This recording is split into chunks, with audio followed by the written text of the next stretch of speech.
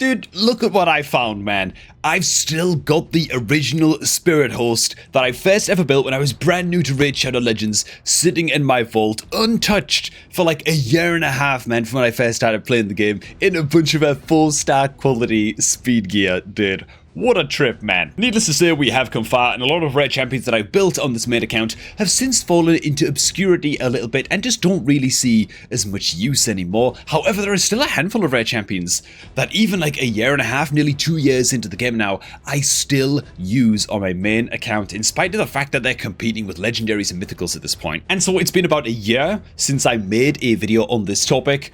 What is up, guys? This is Corbin. Welcome to all of the rare champions that I still use on my main account to this day, in spite of the stiff competition that they are up against, man. And so if you're looking for a guide video on what kind of rare champions are going to be worth building on your own account and are going to stand the test of time, then you've come to the right place. Man, real quick, if you're looking to start off a new raid account right now is the best possible time to do it, man, with the triple legendary start, man. While Michelangelo is in the game, you have until October 30th to create a new account using the beginner promo link that is down below this video to get your hands on Basilius Rhanus, which is a free start, a legendary champion, a few free epic champions as well as you level up your account as long as you use the beginner link that is down below this video. Michelangelo is a free login reward champion. You can get Thorlin Foulbeard using beginner promo code Demon Slayer on your new raid account as well. Act fast, triple legendary start, doesn't get much better than this. First things first, some casualties from the last time that we made a video like this, man. Some champions that I no longer use that I used to get good use out of. First off, Hellborn Sprite. She used to be part of my Infinity Wixwell clan boss team because she applies some unique buffs and also increases the duration of all ally buffs by 1 turn on a 3-turn cooldown on her A3. So she's a fantastic rare champion fit into a Wixwell squad. I've still got her built in that original shield set, and switching her out has been quite a recent thing. The thing about Hellborn Sprite though is that she was only replaced by literally Lady Mikage. I replaced this rare champion with a mythical in my Wixwell team, okay? So it just goes to show that if a champion like Hellborn is right for the job, then the champion's right for the job. The quality doesn't really matter that much, you know? And so she has been moved into the vault. I won't be using her as a chicken or anything anytime soon. She's going to be one that I hold on to for those memories, you know what I'm saying? Another champion that I don't get much use out of anymore, and this breaks my heart to mention this. You guys know how much I love my Candle Guard. I've still got to build out and like a pretty decent build with like a great little Savage chestplate with attack percent. I'm probably going to be reassigning this gear pretty soon, you know? Because the fact of the matter is, Candle Guard, she was like my best dwarf damage dealer for the longest time. I was leaning on her so much for as just like a damage dealer against waves of enemies into Faction Wars, because she brings a couple of attack all enemy skills. She places the weaken debuff. She self-buffs with 15% crit rate, 25% attack before attacking in. She's a quite solid little red champion, man, and I love her a long time, but, I mean, we've got Thorlin Foulbeard, bro. It's like the Candle Guard just doesn't really fit on any of my Faction Wars teams anymore. And so those are the casualties. Now for champions that I still use extremely actively, man. Number one is going to be, you know what, man? I'm just going to say it. I'm just going to say it, man. Best rare champion in the game, Bellower. Is he actually better than Coldheart? Okay, probably not, but he's an extremely good rare champion though. Fantastic rare champion with attack all enemies on all of his skills, block active skills on his A1, decreased speed on his A2, and then decreased attack and decreased defense on his A3. They are all attack all enemy skills, meaning he's an incredible candidate, of course, for a stun set, which we do have him built in, but I've also got him built out with enough damage so that he can do this. Bellower is, of course, my happy little campaign farmer. Gets the job done in about 7 or 8 seconds total, one-shots almost all of the waves, double hitter at the end there meant to finish things off, and jobs are good, man. Incredible use for this champ. He has nice fast animations as well, so he's just great for the job. And because he's built in that stun set, I still get to use him in things like secret rooms and wave content and faction wars and cursed city rooms and all of that kind of stuff, and he offers a bit of extra wave control there as well. And of course, another amazing thing about Bellower is that once you've got some red stars on him, right, you've awakened him up a little bit, you can go ahead and equip him with the Nature's Bounty Blessing, which gives him the chance to convert all of his weak version debuffs into the strong versions, right? I've got him like a 4-star soul right now, and so it's a 30% chance to convert a weak version debuff into the strong version, meaning strong version decreased speed debuffs against waves, strong version decreased attack, strong version decreased defense, and block active skills in his A1. Like, he's actually a wave killer god. And if you get like a 5 or a 6-star soul on your Bellower, oh my god. Like, he basically becomes a void epic in terms of wave control quality and just debuff potency, you know? Extremely good rare champion. Yeah, I'm going to be using this guy for a long time. Next up, and you're not going to believe this, man, but you know what? Actually, I'm going to touch on a less obvious one first. It's going to be Renegade. Up next, Renegade in partnership with Kayle. Yes, I'm still using Kayle on my main account, for now at least. He might be next on the chopping block to go, but you're going to see where I use him, right? We actually use Renegade and Kayle together in one of my very specific dungeon teams, right? Renegade, what does she bring to the table? Very unique kit. She brings the decreased cooldown of all ally skills by 2 turns at the cost of 30% of her max HP. It's a long cooldown skill, but you know, you can use it to speed up your clear in certain dungeon content. And it's just a very nice piece of kit to have. She's also a void rare, which is important. And the way I've got my Renegade built is with the emergency heal blessing, right?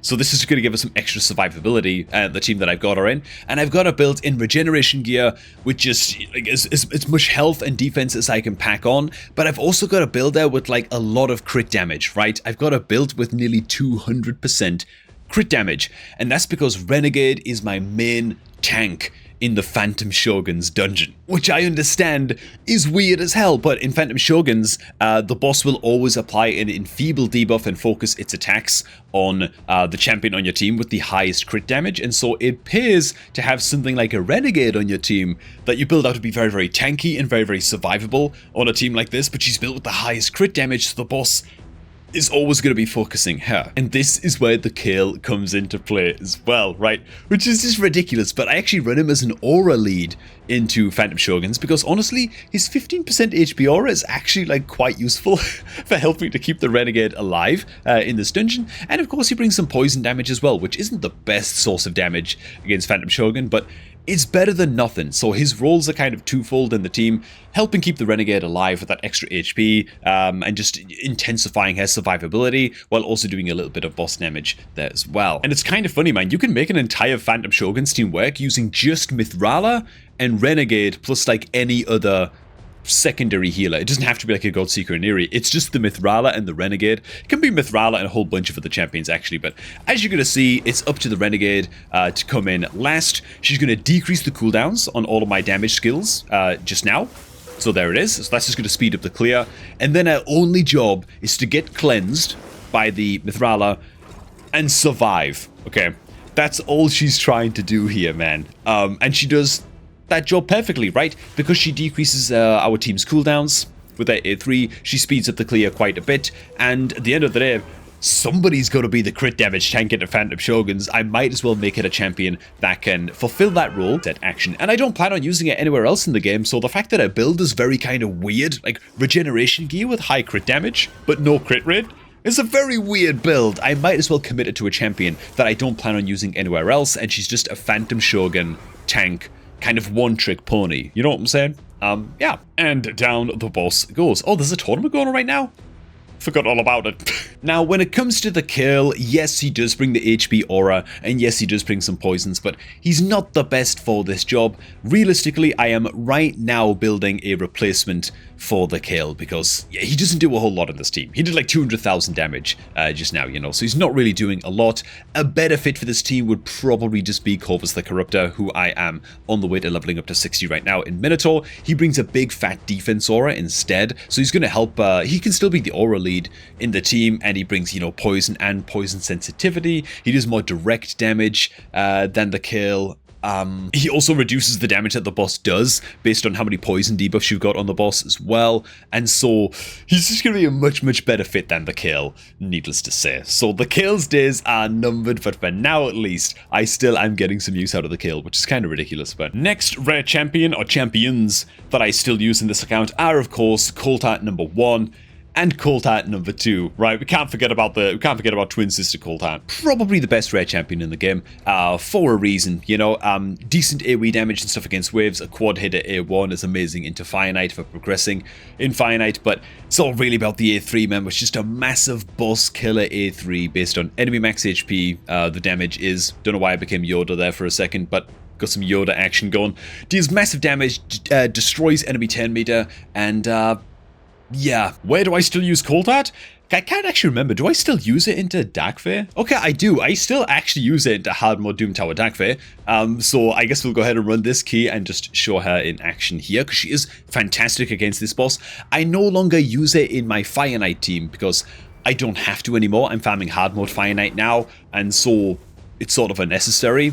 I still do use it though in my spider farming team, and so I'm pretty excited to show that one off, where we got like a 15-second kill speed on the boss. But first, Darkfey. And so against Darkfey, basically her job is to just open up with her A3 after our Thor and everybody else in the team has killed everything, so that she can just instantly destroy the boss's turn meter. And that's it really. Oh, I had to open with her A2. Oh, because this is only floor 40.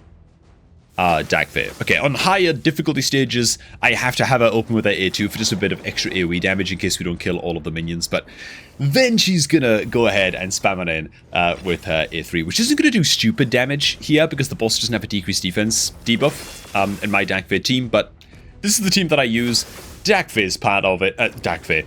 Cold Heart is a part of it. And again, I don't see this changing anytime soon. She's just too bloody good at what she does. Which, by the way, I think is like the real mark of a good champion inside of Raid. There are good champions in Raid, right? Such as what? I consider like Deacon and Stag Knight to be like very, very good champions, right? Excellent champions. And then there are champions that are just a notch above that, like Allure, and like Cold Heart, that honestly you'll probably use forever. Like Stag Knight's a fantastic champion, okay? You'll eventually filter them out. You'll eventually get to a point in your account where it might take a year or two, it might take a long time, but you're going to eventually find better options against certain bosses, right? Stag Knight's a great, like, 8 out of champion into many, many different areas of the game. He's not like a 10 out of 10. Debatably, he's not a 10 out of 10 anyway, into any single one area of the game. Meaning that when you eventually pull, like, legendary specialist champions for certain areas of the game, your Stag Knight's going to get replaced over time. Cold Heart and like Allure, and to some extent like Ugo, like epic champions like that, are just not gonna get filtered out. Like they're in it for the long haul, man. Like it's gonna take you many, many years before you filter like Ugos out of your account with like mythicals and stuff like that, you know? For me, time is proving that Cold Heart might just be one of those champions that you just kinda never replace. And so, yeah, when I make another video like this a year from now, what rare champions I'm still using, you know, in 2026, she's probably going to make the list comfortably. Yeah, and behold my spider speed farming team that uses 2 Cold Hearts to kill the spider in like 3 seconds. Well, okay, like 15 seconds. I use this team in stage 20 of spider to farm spider turn attack tournaments and get a crazy good amount of points coming in. This is how the team operates. The Ruella places all the debuffs, and then we just smack the boss 3 times with Royal Guard and a couple Cold Hearts and kill the boss in 11 seconds.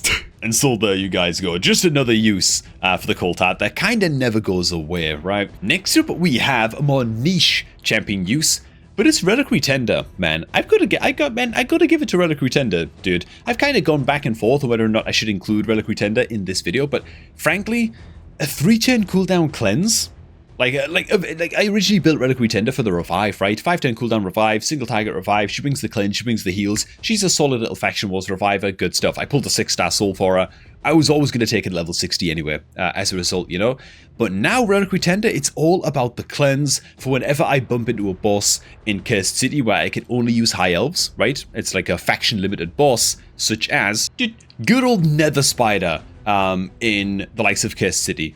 This is what I'm talking about, man. Any boss where you need these cleanses, mostly Nether Spider in Cursed City. There's actually a rotation of Nether Spider in Cursed City right now where High Elves is, again, one of the only factions that you can use. And if I look at the champs on my account, it's like, who the hell am I going to use to cleanse all of those poisons right at the start of the fight that the Nether Spider's going to dump out? These are unresistible poisons.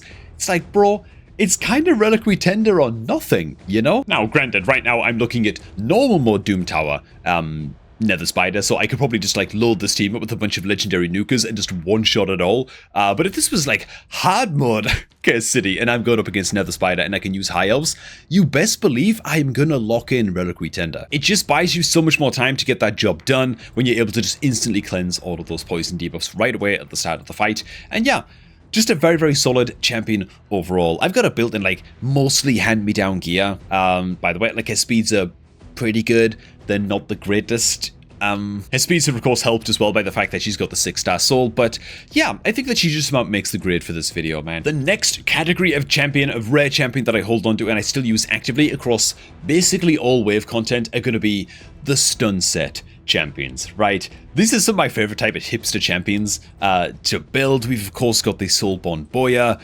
who I recently did a review video on, by the way, in like the Busted or Bad series. Definitely go ahead and check that video out if you haven't already.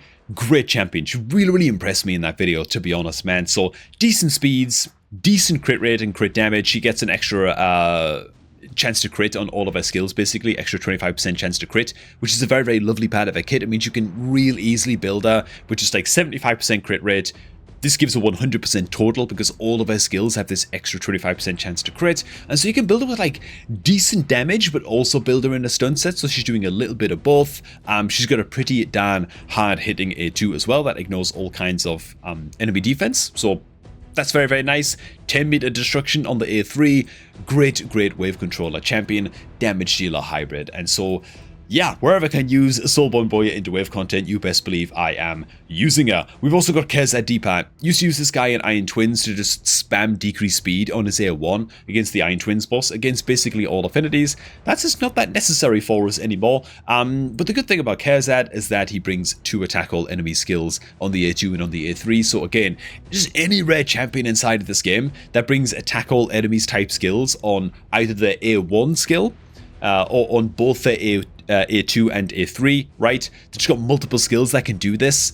Bro, just get them in a stun set. They're gonna get you value into wave content, you know? So that's Kerzad. He's another one. Well, that's often slept on for whatever reason, maybe because he's just a little bit newer than the others, is Inga Twiststaff. This is another fantastic champion for Kerzad. Buffs all allies with 25% increased accuracy, has a 75% chance to place leech debuff for 2 turns on an attack all enemy skill, 3-turn cooldown, and also a 3-turn cooldown on his AoE 2 skill, which gives a little bit of 10-meter fill as well. So again, just a very solid candidate for stun set. And we've even got a champion that I'm very slowly grinding up in Minotaur every now and again when a spot opens up. But we've got Banshee. She's a great stun set champion as well. She's in some very much hand-me-down gear in terms of the stun set quality that she's wearing, but she actually brings in attack all enemies on the A1. Bro, on the A1. Oh my god, he didn't have the blessing on her either. Yeah, attack all enemies A1, chance to place decreased defense. Good stuff. Also on the A2, it's another attack all enemy skill with a little bit of buff peel from all enemies. This is a 2-turn cooldown skill, by the way. And ideally, if you're going to build a Frozen Banshee, you actually do not want to fully buck her A3. You don't want her using this skill very often. Like, if you can leave this on a 4-turn cooldown, that's actually great. Now, of course, in stuff like Faction Wars, you can program your champions and just disallow your Banshee from ever using her A3, and that's a great idea because you just want her spamming her AoE skills as much as possible, the A2 and the A1, if she's in a stun set, and she's just going to get more value out of that stun set as a result, and so that can be great. However, in Curse City, you can't set up the team AI in the same way. You can't set up team presets, and so you can't ban her from using her A3 in Curse City, which bloody sucks. But thankfully, I failed to book this A3, so I'm quite happy about that, man. As for her blessings, you know, I am very tempted to load her up with Nature's Bounty as well. She only places the decreased defense, so probably not a good idea if you've only got like a 3 or a 4-star soul, but I've got a 5-star soul on this gal. It's a 45% chance on her A1 skill to be placing the strong version decreased defense.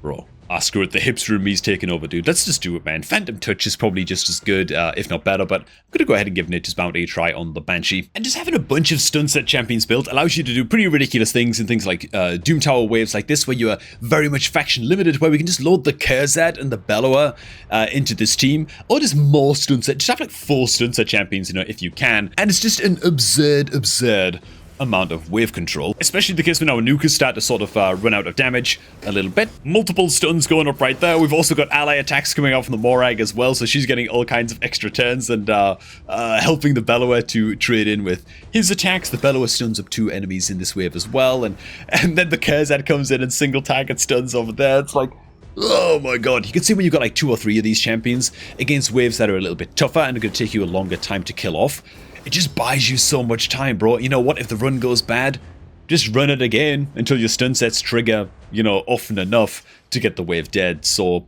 That's like the infinite value that you can get from a good stun set rare. Now for some champions that honestly could make this list for you on your account, that could be those like forever rares that you just always get value out of. Instead of building Renegade as your main crit damage tank in like regeneration gear and stuff like that into Phantom Shoguns, you can go the unkillable rare style route with Nalhorn instead. Nalhorn is amazing for this job in Phantom Shoguns because he brings himself a unkillable buff on a 3-turn cooldown, 2-turn duration unkillable, means you can build Nalhorn alongside a Paragon, right? Another potentially indispensable rare champion who also buffs up with unkillable buffs. And so you can use your Nalhorn as like a 100% unkillable tank into Phantom Shoguns. If you are still struggling with that dungeon, that's a champion duo you can use. Nalhorn and who the hell was it? Paragon in that dungeon to basically make that dungeon easy mode. And Nalhorn is particularly good into Phantom Shoguns because he brings an attack on enemy. However, this attack cannot be strong, crit, or weak hit, which is just very, very important for counteracting the enfeeble mechanics and the stack mechanics that are going on in the Phantom Shoguns dungeon. I won't go into it in this video. It's quite a complicated boss. So needless to say though, an amazing wave controller rare champion with probably one of the best provokes in the game for a budget option champion. And yeah, he has that special job of being like a forever tank for you in the Shogun's dungeon. Another immense wave controller rare champion, to be honest, that's a little bit slept on, is actually Longsword Torix. It was a champion that I did use for a while in my Knights Revenant faction. If I take it up to level 60 in that time, you know, I might still be using him in wave content here and there. I might eventually take him up to 60 anyway at some point, because there are still some areas in Kest City where you just need awakened champions and you're very, very limited on what options you can use. And for that job, Torix can do a pretty good job. He brings to tackle enemies 65% land rate provoke debuff on that AoE for 110. Quite good. Places Leech on his A1. Like, not terrible. Not terrible. He does also counterattack as well when enemies under provoke hit him, so he does spread that leech quite effectively. Not too bad. And another rare champ that's really quite slept on, that if I did build this guy up to 60, I don't think I would regret it, would actually be Executioner, dude. The slow, bold man with a crazy good amount of wave control. 3-turn cooldown, attack all enemies, decrease enemy turn meter by 20%. For a rare champion, 20% is not a small amount. It's very, very good, man. Also a 75% chance of placing the weak version, decrease speed debuff for 2 turns, and also has a small 30% chance to stun on his A1 as well. So just a solid rare champion wave controller. Could get a hell of a lot of value out of this guy by 60ing him and just getting him nice and fast for use as a wave controller in Kest City. And if you reckon I missed any must-build rare champions in this video that you use and you still get a hell of a lot of value out of, please do go ahead and share those rare champions down below in the comments, man. Candleguard, I'm sorry. Sorry, darling. You just don't quite make the grade anymore. Thanks for watching, guys. Hope you also enjoyed this one, man. These are the rare champions that I still get good, consistent value out of to this day and still use actively on my main account even after all of this time. Thanks for stopping by, and I'm going to catch all of you guys just a tad bit later, right after I remind you all about the beginner promo link that is down below this video at the top of the description box, man. Use that link to create a new raid account right now for all of the free stuff that you see on screen right now. See you, boys. I'm going to catch all of you all just a tad bit later, man.